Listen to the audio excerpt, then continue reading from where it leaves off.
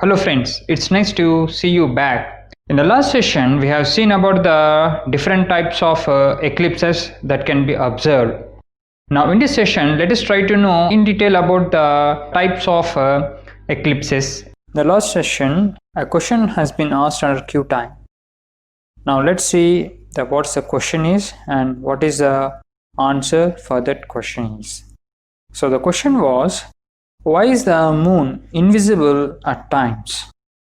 Now the answer for that one is, look at this image. In this image you are able to see the moon is being placed in between the sun and the earth. When the moon is in between these two things, the sun rays are falling on the side which is facing towards the sun, but not on the side the earth is. That is, an object is visible only when the light falls on that object only. But in this case, the light is falling on the backside of the moon, which is facing towards the sun, not towards the earth. So for us, the backside is the portion that is facing towards the sun. As a result, the moon is invisible. But when it comes to the other scenario, where that is to the full moon phase, the earth is in between the sun and the moon. In this case, the light rays are falling on the moon and it is completely visible. So this is one of the scenario where the moon is sometimes invisible. Now just let me try to make it clear once again with the points. So the first thing is that the moon reflects light that comes from the sun which falls on it. As a result, we are able to see the moon.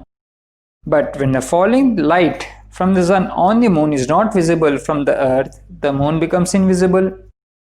So this phenomena occurs every 4 weeks at a new moon day. That's what we have seen just now. Right, okay, I think it is understandable.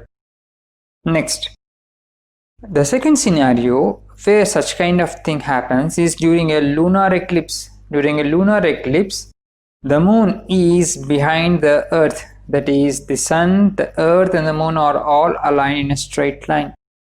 During that time, the sun rays does not fall on the moon.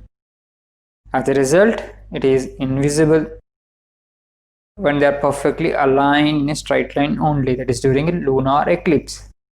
Okay, so on a lunar eclipse, the earth is positioned on a straight line between the sun and the moon, and at that situation the moon becomes invisible. Hope you have understood the thing. Now here we have something called as a hands-on. In this hands-on, the students can try and make their models. It's just like an activity work. So those who are interested can try these kind of hands-on things. The first thing is try to make your own different phases of moon as an activity. Similarly, you can try to make a model of solar and lunar eclipse.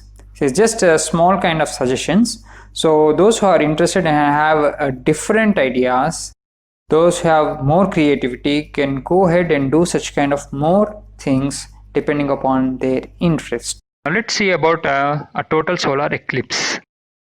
A total solar eclipse occurs when the moon completely blocks the solar disk. And in a total solar eclipse, the nearest part of the path, called the umbra, is called the zone of totality. As we know earlier, in a solar eclipse, the sun, the moon and the earth, all the three are going to align in straight line. One of the questions that arises is, an eclipse, that is a total solar eclipse, occurs only on a new moon day. Why is it so? An eclipse of the sun can only occur at a new moon when the moon passes between the earth and the sun. If the moon's shadow happens to fall upon the earth's surface at that time, we see some portion of the sun's disk covered by the moon. Since we know that the new moon occurs every 29 of days, then you might think that we should have a solar eclipse once every month. Unfortunately, this does not happen. because the moon's orbit around the earth is tilted 5 degrees to earth's orbit around the sun. As a result, the moon's shadow usually misses earth as it passes above or below the planet at new moon day. At least twice a year, the geometry lines up just right so that some part of the moon's shadow falls on Earth's surface and an eclipse of the sun is seen from that region. So this is the reason why always a total solar eclipse occurs on a new moon day.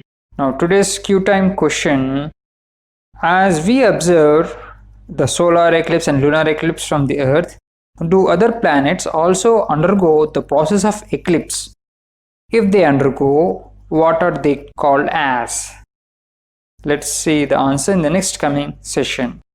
Now let's go ahead. The observers in this path see a darkened sun during a total solar eclipse, so often described as a hole in the sky. So here you are able to see the complete sky is black and you are able to see a white light in the middle. Again, a dark circle in the middle of the white bright light.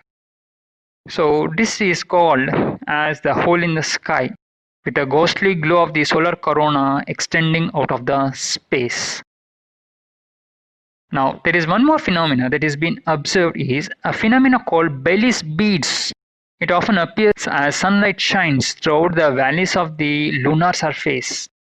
If the sun is active, the observers can see a prominence of loops and flares during totality. So here you are able to see at the outskirts, see the mouse pointer there. If you are able to magnify it, you are able to see some beads like thing. So that is called as the Baily's beads. And at the area around the moon, and you are able to see a light that is coming out from the backside. So this is called as, normally they call it as a corona, C-O-R-O-N-A. Now let's see about what are the different stages in solar eclipse. There are many stages that are during the formation of solar eclipse, starting from the beginning till to the completion. But let us see some of the important stages in the solar eclipse. The first one is the Baily's beads. So there's a figure which we have seen earlier. Next, the formation of the diamond ring. It just looks like a diamond ring. For comparison, let's see the ring. So it would be the same as that of a ring. So at the top you are going to have a diamond over here. Similarly is the ring, the diamond like structure formed on the top.